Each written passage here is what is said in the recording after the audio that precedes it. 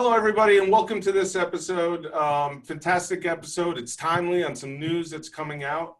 Today, we have Ben Sebley. He's a partner at BCB Group and over in the UK. And they just unveiled some new news, and we thought it was really pertinent, especially from the institutional side where we deal with that. We get them on the episode and kind of go through exactly what this new product is. It's called BLINC. You might have read about it. It hit the press last week. But first and foremost, we're going to go through some intros on what BCB is, what it does, and how it fits with us in this ecosystem. I'm joined by my co-host, Ryan Gorman. And Ben, thank you so much for taking the time out to join us. Really appreciate it, man. Oh, mate. Big fans, like I said before, mate. Thank you. Yeah, I mean, let's just delve into, how you got here, what from whatever you were doing before to how you came to being crypto and with the BCB Group. And then also elaborate on what the BCB Group is and how it fits. Yeah, sure. So wow, that feels like a long time ago now. But so pre-2017, I was just a young idiot in banking, kind of sales trading, thinking I'd made it, but really starting to kind of cotton on to the fact that the traditional banking was pretty dead, especially as a young man. Industry was getting kind of layoffs. It just wasn't the place to kind of grow a career really anymore, to be honest. So we had that kind of crazy 2017 bull run in crypto, and I, like a few other people, thought, we've got it. We've got a new bull market. Here we go. Let's try and jump ship. So I managed to very sneakily wangle a nice redundancy package, and with that kind of helped set up an investment advisory firm, which was before BCB. It was called NKB. And one of the things we did there was have a nice little kind of like venture cap on, really, really small. But probably the best thing we did as a company was find out about BCB and really kind of take their seed round. So kind of working with those guys, I became really, really close. And then kind of it just made sense for me to kind of move over full time, kind of jump ship with these guys and help them kind of grow. So I've been at BCB since last year full time. And even since then, like, the company changed like mad, right? So we do BCB, for those that don't know, is a dual regulated firm. So we're regulated here in the UK and we're regulated in Switzerland, where we have a footprint.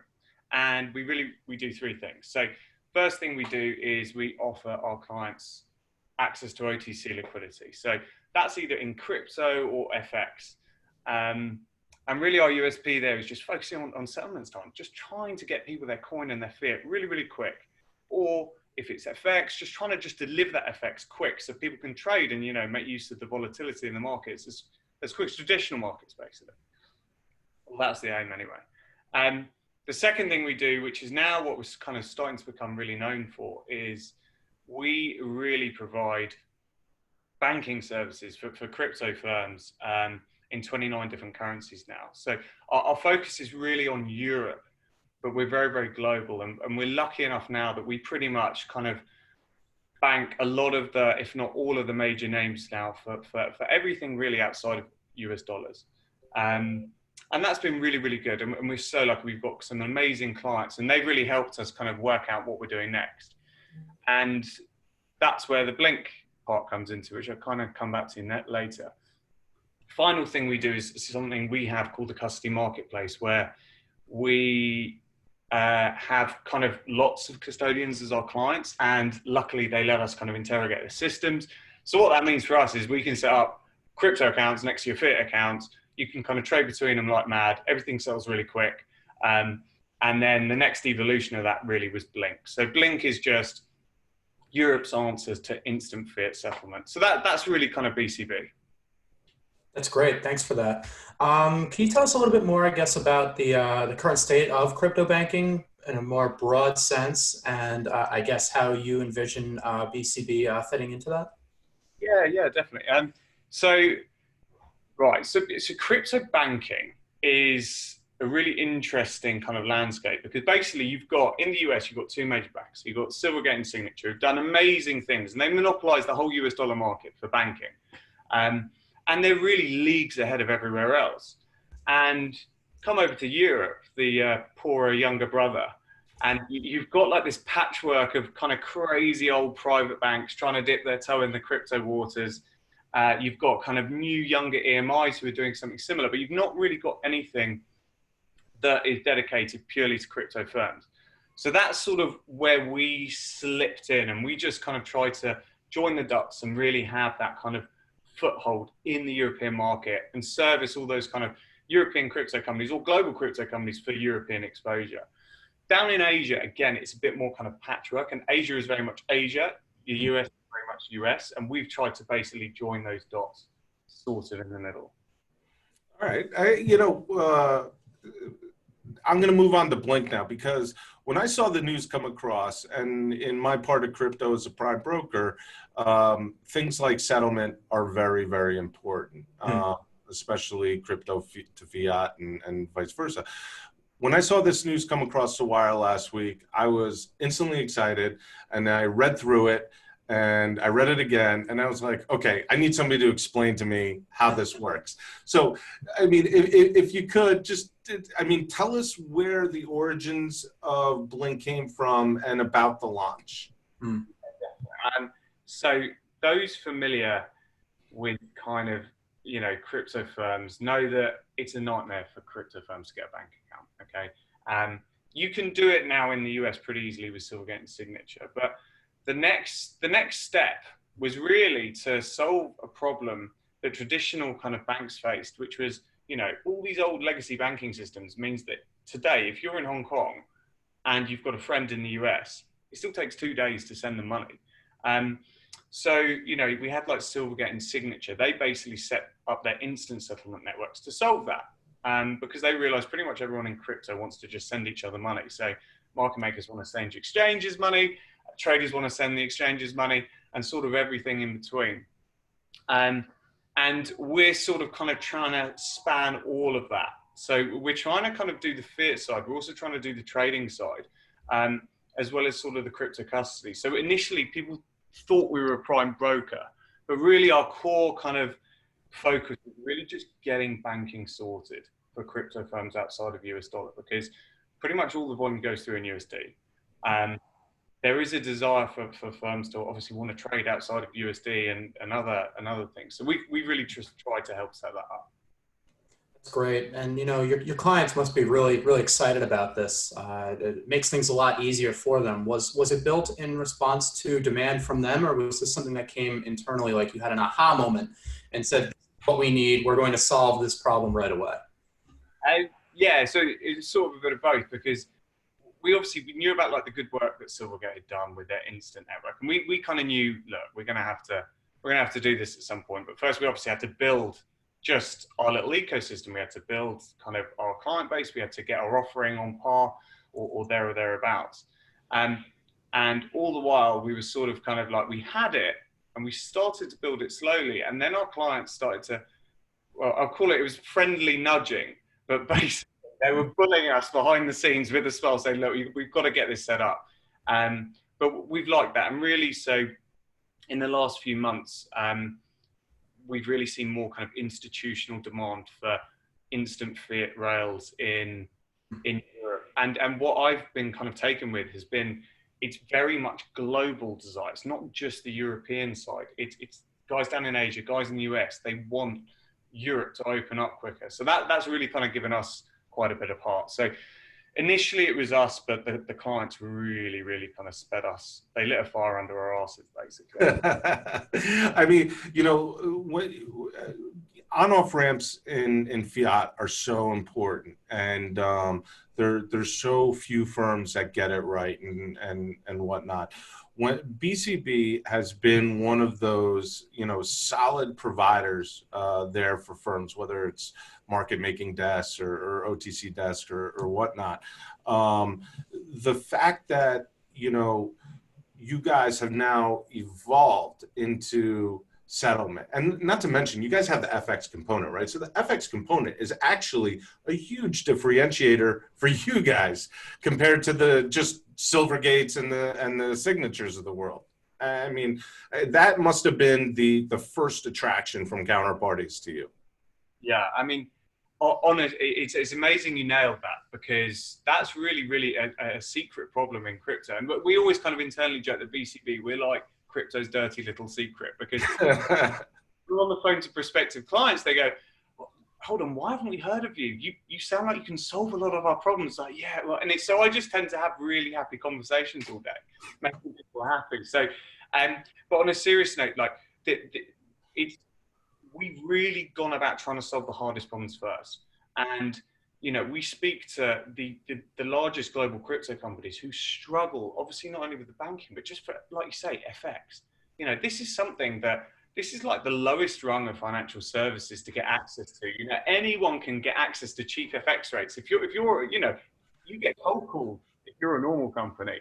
But if you're a crypto company, you know, worth billions of dollars, you struggle. So luckily we managed to leverage a few old relationships, and we got something in place. And again, the focus for us there was, as is everything on the trading side, pass on the cheap rates we get, and then focus on the kind of speed of settlement, because that's what our clients want. They just want to be able to move the money where it needs to go. Because again, a lot of people still operate on quite tight margins. They need credit, they're not getting it. So yeah, like that's been a focus for us. But the FX business, man, that's kind of where Dude. yeah, it's huge. It's huge. And it's global, isn't it? Because cryptos trade against kind of every different fiat currency. You have, the big thing for us is these big global companies, they set up on off ramps kind of locally in different countries, smaller countries. And, you know, they'll have a local bank account. They'll need to repatriate the funds back to, say, USD or back to Sing dollar or whatever. And we're hearing guys getting ripped off multiple percent per transaction. And some guy who owns a biscuit factory can get FX for like 5 bips. But this has been like one of the many problems we've just tried to solve. We've tried to make it fair. And we basically did it on that basis and hoped everyone would come. And so far they have. So we're just going to keep trying to do that, basically.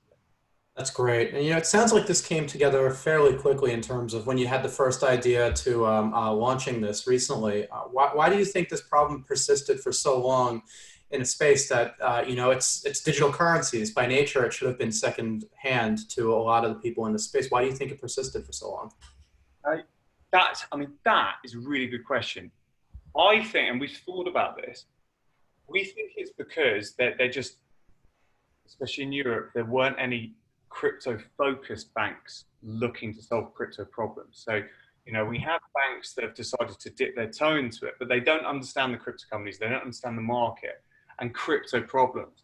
And, you know, when we deal with kind of crypto companies, they all have their own individual problems. We learn from each one, and then we get to pass on that experience to other, you know, other clients. And when we've been customers of other older banks ourselves, we've noticed that just doesn't happen. So I think it's just like that willingness to learn and be part of the industry and try and find this really good balance between, you know, tech, which is what crypto is based on, and old banking infrastructure, and try and merge it. And that's really been where we found this nice little sweet spot. But clearly, like, yeah, there's a lot of barriers to entry. Even if you've got all the regulatory kind of green lights, if you're kind of like got the regulatory green light, you've got the infrastructure to pass off bank accounts, you then need to know, you need to know the people, you need to set up kind of stuff specifically for these people. You need to make it attractive for them, solve their problems. And crypto as well, because a lot of it is focused on large sums of money, it needs to be ultra high service. So we've again tried to bring like an investment banking model where, you know, we cover clients properly. We dedicate personal chats, personal people to these clients so they can get us 24/7. And we think because of that, we've been able to like overcome stuff quicker. But still, we're at the start of a really tall hill to climb. But we were sort of shocked that no one had done more of this sooner, you know. Yeah, go ahead, Alex. No, I was good. You mentioned regulatory, you know, hurdles and stuff like that. I mean, I see it, you know, from inception to delivery, you know, from the time that you and your partners are sitting in a pub drinking pints of beer saying, why don't we do this, to when you can actually write a press release for it. I mean, it's got to take an insurmountable amount of time and legwork. Yeah, true. I was hoping you were going to do the British accent as well there. I was, yeah, well, slowly I'm slipping into it. No, so it's weird. I mean, we had a lot of it built before people really knew about us outside of our clients. Um, so we were quite lucky in that the easy bit of it was to then make noise about it after it was built. And we've had so many kind of great clients help us make noise, not least kind of big one like you guys and so many other partners kind of do that. And that's really then drawn attention to what we built. And it's obviously kind of been easier to convey what we've done. But recently we've now started getting some real attention from the BLINC stuff. So I think you'll see it snowball in the next few weeks, hopefully. And we've also got a couple of other quite juicy little announcements coming out, hopefully as well. So, That's great. Are any of those announcements plans to add more Fiat pairs, expand into new markets? Can you give us a little preview? Yeah, sure. So, look, I mean, we're launching BLINC with GBP, Euro, and Swiss franc straight away, but we are going to pretty quickly after that just roll it out straight into every one of the 29 currencies that we have banking accounts in. And the other kind of big announcement we're looking at is we think the second big problem for kind of crypto companies in Europe, apart from this instant fiat settlement piece, which we've tried to sort of address, is the fact we've got these really rubbish negative interest rates in things like Euro and Swiss franc, which means obviously anyone holding cash in large sums is getting charged to hold cash. So why does anyone want to kind of come to Europe? And it's been a big problem for us with our clients have kind of said, we'd love to put more cash with you, but it doesn't make sense for us to have that much European exposure. So we've now tried to do something quite funky again with traditional instruments and crypto instruments and fuse them. And we're now going to be able to give our clients yield in those deposits, even though they're in something that is negative interest rate bearing. So that's something we're really excited to sort of kind of announce more on. And we hope like that combination of kind of instant settlement and then a bit of yield in Europe might really kind of get these guys in through the door, hopefully in London, but if not, maybe Frankfurt, who knows. I think so, I think that's important, right? I mean, with you mentioned about the baker, the bagel guy earlier being able to get low FX rates. With crypto, as the spreads have narrowed over the course of the years, FX has become increasingly important and what you pay for it, right? Because it's eating directly in your business. Crypto knows no borders. So you're dealing with just as many people from Asia as you are from Europe and so forth. I mean, so you're talking about some yields on that in the Euro side to kind of maybe that'll help offset spread decay or Yeah, definitely. So it's more to do, I guess, with treasury management. Big, especially US companies, obviously hold most of their reserves in USD. Now, USD is king, especially with the recent crash in main markets. That flight to USD was insane. And that really, I don't see that kind of changing meaningfully anytime soon. But it's the opposite problem that we've tried to solve in that, our European currencies are just not attractive. They're not even slightly attractive. So it really discourages large firms kind of apportioning significant amount of capital into the Eurozone.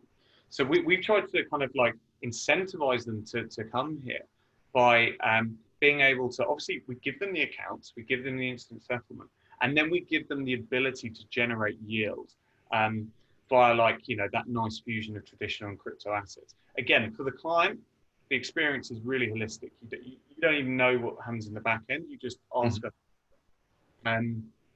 But we're talking quite significant yield. Again, I'm probably jumping the gun a bit. That's okay. You're also talking about, just follow on that. You're also talking about creating a very stickier home for people. So rather than a revolving door through BCB saying, hey, this is the problem they're solving, they're going to stay for a while. And you're going to have some, Yeah, that revolving door analogy is really good because you see, obviously, like the main guys that are heavily involved in Euro markets. So really the HFT traders trying to kind of, arbitrage it and do all their other kind of funky algorithms. But you don't see that much sticky business for a few reasons. But we're trying to kind of solve that. And the FX side has really helped us solve that, because there's a lot of kind of cross-currency stuff that we need to do to make that worthwhile. But what we were delighted with was that actually kind of traditional crypto assets, we can use them to move things quickly and generate yield in certain ways in conjunction with other traditional products that you just wouldn't be able to do in traditional markets. So we're hoping that will draw people in. And I was really shocked when I kind of called a whole bunch of our clients on this, just getting a bit of a feeler for it. And these are like significant guys. They almost bit a hand off for it. They said, look, one client, big sort of Asian exchange, they said, look, we'll bite your hand off. If you can generate us that yield in Europe, we'll send you money. And I got off the phone early with someone who was, potentially interested in 9-figure amounts, moving them across into something like this, and then kind of allocating it. And so it's really significant amounts for our kind of still quite small industry. And it's just really good to see. Like there's light at the end of the tunnel, we think. So hopefully something will stick, fingers crossed. I mean, it sounds like it will. And, it's Alex and I talk to a lot of firms and a lot of projects, and we've seen a lot of things in this space. And, so many of these firms or projects, they're solutions in search of a problem, right? You're not really solving anything. You're almost making things more difficult by bolting on blockchain or adding a token. And, you've identified a problem and you're solving it. You're working to solve it. It's so refreshing. And it makes sense that the feedback from the firms you're talking to is similar. It's positive. And, being able to offer yield in Europe is going to be a game changer for so many firms. Yeah, definitely. I mean, do you remember when sort of like ICO period, people were saying, hey, look, if you invest in my idiot token, then you can use idiot tokens to buy in my idiot world that no one's in. And but we really kind of ended up, we got lucky. Look, we got really, really lucky because we knew banking was a problem. We knew we were able to solve that. Mm-hmm. And because we were sort of on the edge of that, we saw these other problems really kind of raise their heads to us. So we've really gone about try to solve it. And like I said, the first thing is to just get that instant network there and really grow that and make that not just about a few currencies, but make it easy to go cross currency, make it for all currencies, and then make it for crypto as well. So it's going to be many different versions, but we hope and the feedback so far is that this is sort of what people want. So fingers crossed. Yeah, I keep saying fingers crossed, but it's going all right so far. I'm going to ask one more banking question, and then we're gonna jump off topic. We'll have fun with you for a second. How are you viewing? What are you seeing the crypto bank environment now? Like with all the players, you've been through the evolution for the last couple of years, seeing the landscape. How do you feel about it now? Do you think there's still a large degree of improvement to be had, or do you think we're majority of the way there to having a solidified banking industry in crypto? Look, certainly the US guys, Signature and stuff, they've done amazing stuff. I mean, they're really about there. Obviously, there's a long way to go, and I think kind of especially with you're seeing it now in DeFi and the kind of promise of open banking. It's now all about linking those different networks together and making everything really instant. In Europe, we're not there. Like there's a few crypto-focused bank-style projects. They're really well-meaning, but I think they've gone about it through trying to create it and hope they will come, as opposed to solving the problem, building it, growing the customer base, and then just punching in the right direction after that. So certainly in Europe, we've got a long way to go. There's definitely room for a whole bunch of us. I'd love to see more and collaborate with more people, and actually bigger players doing this in Asia as well. That's certainly a market we've got half an eye on. But I'd love to see something Silvergate-esque down in Asia really come about. So yeah. We're gonna hop off that subject for a second. Are you a crypto guy? Do you own crypto? Do you trade crypto? Yeah. I've also lost lots of money on crypto as well. So I have yet to meet a guest that hasn't. So What are your thoughts on the crypto market? I mean, this year's been a crazy year, right? I was actually in London for a conference in March when the sell-off happened in the middle of the night. That was amazing. Yeah, and now we're at all-time highs. So for the year. So what's your thought about the crypto markets? Yeah, I mean, it's been great, hasn't it? Like, I mean, the halving was unfortunate in it came around the time of the sort of the big COVID crash. But that conference you mentioned, I mean, that was actually a real turning point for me, not least because it was in London, but it was the first conference that I've been to, certainly here. We can plug Crypto Compare. It's okay. Yeah, we like them. And but like it was the first time where people, it was more like the professional investor and traditional guys there. And before, you go to things like Consensus and you just have, like, for want of a better word, lunatics just doing all. And it was great because it was this merging of kind of ideas, but you needed the more kind of like professional investor to come in and sort of come in. And now that's happened. I think you've seen the follow-on in the market, hopefully. And I mean, like, Ethereum's going bananas. Bitcoin is finally steadily climbing. The market's now mature. We've got like derivatives. We've got things that people can actually use to not just take a punt, but also store it safely, know they can do it legally with regulation, and have the infrastructure to do it. So I hope we're going to get a steady climb. I hope there'll be a sort of halving proper kicker, but who knows? I mean, who's ever got a price prediction right? Like, ever? Oh, everybody has a price prediction. Just read one of the coin newspapers. End of the year, what do you have one? I always ask the guests at the end what it is, and I tend to never give one. Should we say it at the same time and just get it out of the way? Okay, we generally ask around this time, December 31st, price prediction. I'm going to say 17 in BTC, 17,000. Because I think we're going to have a little go. And then you've always got the Christmas sell-off, haven't you? And everyone kind of like buys their presents and actually thinks about what they've done. And then, hopefully we have another run next year. But I'm hoping we have another kind of creep up into the teens and sort of settle again. Give you a peer analysis, you're falling right square in the middle of the bucket. So for the last couple of months, the consensus has been for that guess between 14.5, Ryan, and 20. Oh, yeah. Nice. Okay, that's good. Well, I think that's fair, isn't it? I mean, there's definitely to go higher. Like, we've always said that, and everyone's a bull, I know, but we could definitely go higher. And we are seeing, certainly on the trading side, we're seeing new business inquiries for crypto from non-crypto companies more. And you tend to see that when there's a bit more kind of news going around, but this is sort of the most we've seen. Yeah, this is the most we've seen. So that's a really good. We're trying to keep the predictions reasonable. I mean, if we had John McAfee on, his prediction would probably be 10 million.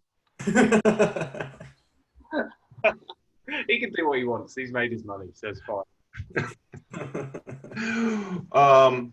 I'm gonna ask another silly question, which we had a great guest reporter from CoinDesk on a couple episodes, and it came up, and then I got really interested in the question. That is, what is the weirdest, strangest thing you've seen in your time in crypto? And I'll give you what his answer was, so you kind of have an example. His was the sardine ICO. There was an ICO put out for sardines, and so just to give you a little thing to weigh against. Right. So probably when I first joined the industry and came straight from banking, we'd had that big bull run, and I was really, really nervous and like really hoping that I'd made the right decision. And it was just before Consensus in May. So I went to the big kind of New York Consensus conference, Lamborghinis parked outside, feel a bit better about myself, met a few really interesting people, met a few some, really interested traditional guys. And I thought, I might have made the right move here. That was confirmed to me when I got invited to a party, and I was just chatting to a few kind of crypto people, And then Busta Rhymes walks past and starts rapping. This is, you know, in banking, I got told off if I'd taken clients out for dinner and spent more than 100 quid per person, you know. And this was back in the days when they used to toss midgets. And now here, I'm at Consensus. Busta Rhymes has walked past, and he literally got up on the stage, and he just looked around and he just went, "Yeah, there's a lot of money up in this bitch," and then just kind of went off. And it was probably the weirdest one. Yeah, that's cool. I think it was maybe Consensus in 2018, or I think Snoop Dogg did a performance at a club. I mean, Yeah. Yeah, there's been some crazy stories. There was a big rapper at a party I went to. He was literally just rapping about crypto. It was like this white guy, like dressed in like street gear, and he just hopped up on the stage at this club in like Chinatown, and he was just rapping about Bitcoin. It was the weirdest thing I've ever seen. Right, I love that. Market. That's like, yeah, I've made the right choice. Just sit back. The money, I'm sure, will come. And then we went into crypto winter. So, yeah, I think between the crypto winter of 2018, 2019 there, and the drop off in March, I think we're immune to the volatility now.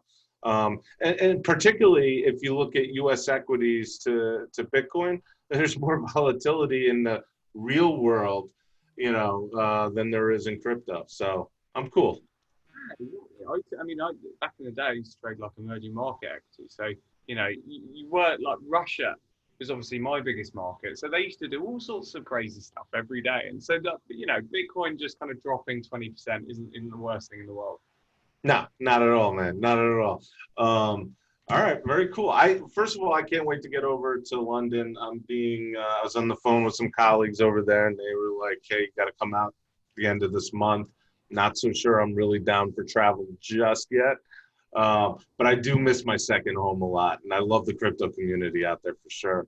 But you know, thank you so much for joining me. This is big news, and you know, it's one of those things where it's not as sexy on the outside like a Lamborghini on the street in front of Consensus, but when you are a counterparty or a fund or an investor in this space, instant settlement products like BLINC are huge. They change everything, your whole workflow and P&L. So, you know, thank you so much for taking the time out. Really appreciate it, Ben. Thank you so much, guys. I really enjoyed it. And yeah, likewise, hopefully kind of see you when you brave wearing a mask for like, what, 10 hours on that flight? Yeah, I know, right? And we're going to have you back on as well. You got a couple announcements that you alluded to, so we definitely want to have you. Hey, thanks again, guys. Like, again, really big fans of yours, and thanks for spending the time too. Thanks a lot, Ben.